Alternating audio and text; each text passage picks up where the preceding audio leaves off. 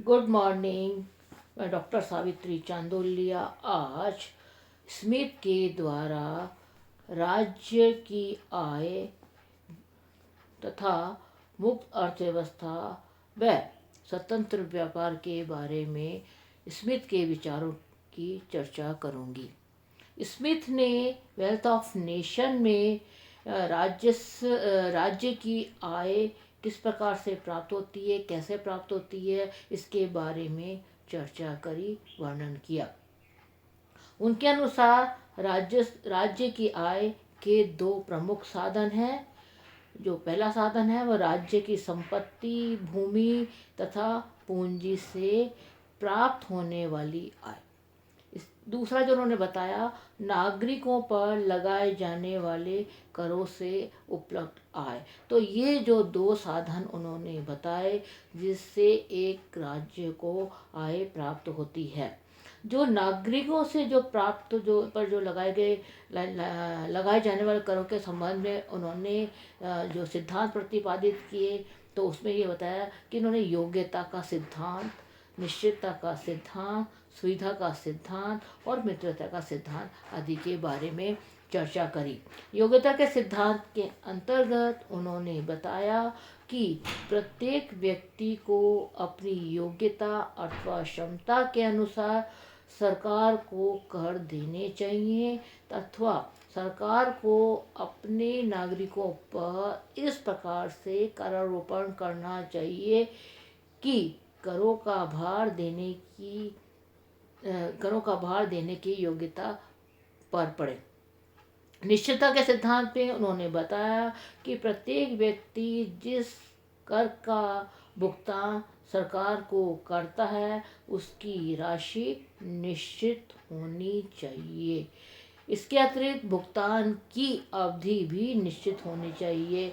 करदाता को इस बात की जानकारी होनी चाहिए कि करों का भुगतान कब करना है।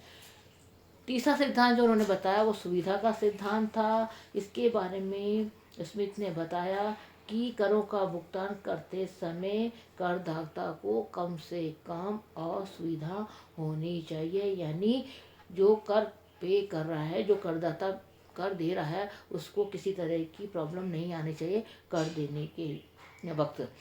मित्रता का सिद्धांत में बताया, जो स्मिथ ने बताया कि सरकार द्वारा कर वसूली में कम से कम व्यय किया जाना चाहिए, अर्थात प्रत्येक कर इस ढंग से लगाया जाए कि राज्य के कोष में जितना धन आता है उसकी वसूली में उससे कम धन भी हो। तो इस प्रकार से स्मिथ ने जो नागरिकों से जो कर लिया जाना चाहिए वो किस प्रकार से लिया जाना चाहिए और किस प्रकार से लगाना चाहिए, इसके बारे में चर्चा करी।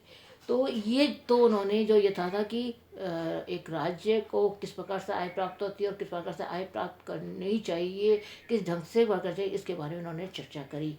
मुक्त अर्थव्यवस्था के बारे में भी उन्होंने चर्चा करी कि उन्होंने कहा कि मुक्त अर्थव्यवस्था जो है एक अर्थव्यवस्था के विकास का मूल मंत्र है। वह नहीं चाहते थे कि किसी जो अर्थव्यवस्था में सरकारी हस्तक्षेप अधिक से अधिक हो, क्योंकि उनका जो मानना था कि जो सरकारी हस्तक्षेप जो होता है वो सही नहीं होता है, क्योंकि सरकार मित्रता पूर्वक व्यय नहीं करती है, वह दूसरों की कमाई पर निर्भर रहती है, जबकि व्यक्ति मितव्ययी होता है और वह अपनी कमाई को सोच समझ के खर्च करता है। तो मतलब एक जो है, अगर सरकारी हस्तक्षेप होगा तो वहाँ पे कोई भी अगर जो भी खर्च योजना के लिए किया जाएगा तो वो मित्रतापूर्ण नहीं होता है, जबकि कोई एक व्यक्ति जब किसी योजना में अपना पैसा लगाता है तो वो उसमें सोच समझ के सब चीज़ लाभ हानि का ध्यान रख के जो है अपना पैसा को लगाता है। तो और उसमें जो भी प्रॉब्लम्स आती है उसका समाधान भी करने की कोशिश करता है, क्योंकि उसका अपना पैसा होता है,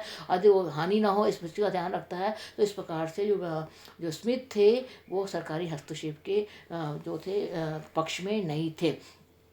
उनका ये भी मानना था कि सरकार व्यापार वाणिज्य के संचालन केंद्र से काफ़ी दूर रहती है, जबकि जो व्यक्ति होता है, जो निजी जो व्यक्ति होता है वो उसी केंद्र में रहता है। तो एक व्यक्ति व्यापारी एक व्यक्तिगत व्यापारी व्यापार की सही स्थिति का अनुमान लगाकर व्यापार का संचालन कुशलतापूर्वक करता है। इसके अतिरिक्त जो बताया था कि जो है, जो सरकारी कर्मचारी जो लगे रहते हैं, उन्हें उन्हें कोई वो नहीं होता कि भाई हमें बचत करनी है या कम टाइम में अधिक से अधिक उत्पादन करना है, या कम से कम पैसा लगा के अधिक से अधिक उत्पादन करना है, ये सब वो नहीं सोचता। जबकि जो निजी व्यक्ति होता है, जो वो व्यक्ति इन सब चीज़ के बारे में ध्यान रखता है कि हमें कितना धन लगाना है, कितना कमाना है और किस ढंग से कमाना है और किस प्रकार से उत्पादन करना है। तो ये जो सब चीज़ें देखी जाती है एक व्यापार के अंतर्गत, मुक्त अर्थव्यवस्था में की जो स्मिथ इसी पक्ष में थे, क्योंकि एक अर्थव्यवस्था जो थी वो मुक्त अर्थव्यवस्था होनी चाहिए और सरकार का हस्तक्षेप कम से कम होना चाहिए, क्योंकि जो एक निजी व्यक्ति है जो है वो अपना जो कोई भी काम करता है वो सोच समझ के करता है और उसको कुशलतापूर्वक करता है। पर उन्होंने ये बोला था कि वो ये भी करते कि एकाधिकार, वो ये भी नहीं चाहते थे कि अर्थव्यवस्था में एक एकाधिकार जैसी स्थिति पैदा हो जाए, क्योंकि एकाधिकार जब किसी वस्तु या उत्पादन पर हो जाता है तो वहाँ पर उसका वो जो एकाधिकार है वो शोषक बन जाता है उत्पादक उपभोक्ताओं का। तो ऐसी स्थिति कभी वो पक्ष में नहीं थे कि ऐसी अर्थव्यवस्था हो जिससे कि एकाधिकारी स्थिति पैदा हो जाए। इसके उन्होंने कहा था कि सरकारी हस्तक्षेप है उन्हीं जो है उन्हीं जगह होना चाहिए, यानी राज्य का शासन की मतलब वहीं होना चाहिए जहाँ पर बाहरी आक्रमणों से देश की रक्षा करना, मतलब एक राज्य का हस्तक्षेप उन्हीं जगह होना चाहिए जहाँ पर उनके लिए आवश्यक हो। जैसे कि बाहरी आक्रमणों से देश की रक्षा करना है, देश में न्याय व्यवस्था लागू करना तथा नागरिकों के मौलिक अधिकारों की रक्षा करना है। तो ये सब चीज़ों में एक सरकारी हस्तक्षेप होना चाहिए। बाकी दूसरी जगह वहाँ पे उसको सरकारी बंधन नहीं होना चाहिए। इस प्रकार से अगर एक अर्थव्यवस्था का सही ढंग से संचालन करना है तो इसके अतिरिक्त स्वतंत्र व्यापार संबंधी भी उन्होंने अपने विचार दिए। उन्होंने कहा था कि आंतरिक व्यापार को ही नहीं बल्कि जो है उन्होंने कहा था कि जो स्वतंत्र व्यापार होता है जिसके कारण से खाली एक वह आंतरिक व्यापार को ही नहीं, अंतर्राष्ट्रीय व्यापार को भी सरकारी हस्तक्षेप से बचाना चाहिए। उन्होंने कहा कि यदि अर्थव्यवस्था में स्वतंत्र व्यापार है तो स्वतंत्र व्यापार यानी एक जगह है तो हम एक जगह से दूसरी जगह अपना व्यापार कर सकते हैं, तो इसके भी कई फायदे होते हैं। क्योंकि जब उत्पादन होगा तो उत्पादन को बेचने के लिए एक जगह स्थान की भी आवश्यकता होती है। जबकि स्मिथ ने कहा था कि श्रम विभाजन एक ऐसी चीज़ है जिसके द्वारा अधिक से अधिक उत्पादन कुशलतापूर्वक किया जा सकता है, और इस श्रम विभाजन के द्वारा उत्पादन जो करने का फायदा तभी हो सकता है जब स्वतंत्र व्यापार व्यवस्था हो और ताकि अंतर्राष्ट्रीय क्षेत्र में भी जो है अपना वो उत्पादन को बेच सके, उसको एक मार्केट प्राप्त हो सके। तो उन्होंने कहा था कि जो स्वतंत्र व्यापार का जो फायदा है कि जो श्रम विभाजन की जो फायदे होते हैं वो फायदे लिए जा सकते हैं। इसके अतिरिक्त उन्होंने बताया था कि विनियोग का मितव्यता जो है सही ढंग से उपयोग होना चाहिए तभी ही एक वांछित लाभ प्राप्त हो सकता है, अन्यथा नहीं हो सकता। तो एक मुक्त अर्थव्यवस्था में विनियोग जितना अधिक मितव्यतापूर्ण होगा उतना नियंत्रण अर्थव्यवस्था में नहीं हो सकता है। तो उन्होंने कहा था कि जो एक मुक्त अर्थव्यवस्था होनी चाहिए, स्वतंत्र व्यापार अर्थव्यवस्था होनी चाहिए, जिसके कारण से एक जो है हमारे उत्पादन के साधनों का, हमारे विनियोग का हम सही ढंग से फ़ायदा ले सकते हैं और इससे उपभोक्ताओं को भी लाभ प्राप्त होता है। उपभोक्ताओं को कैसे लाभ प्राप्त होता है कि श्रम विभाजन से उत्पादन लागत घटने लगती है, एक देश से दूसरे देश में वस्तुओं और सेवाओं का आयात निर्यात होने लगता है, लोगों को पर्याप्त मात्रा में वस्तुएं उपलब्ध होने लगती हैं। तो इसके कारण से कि जो स्वतंत्र व्यापार के कारण जब प्रतिबंध नहीं होते हैं तो उसके क्या होता है कि विदेशों की सस्ती वस्तुएं हमें प्राप्त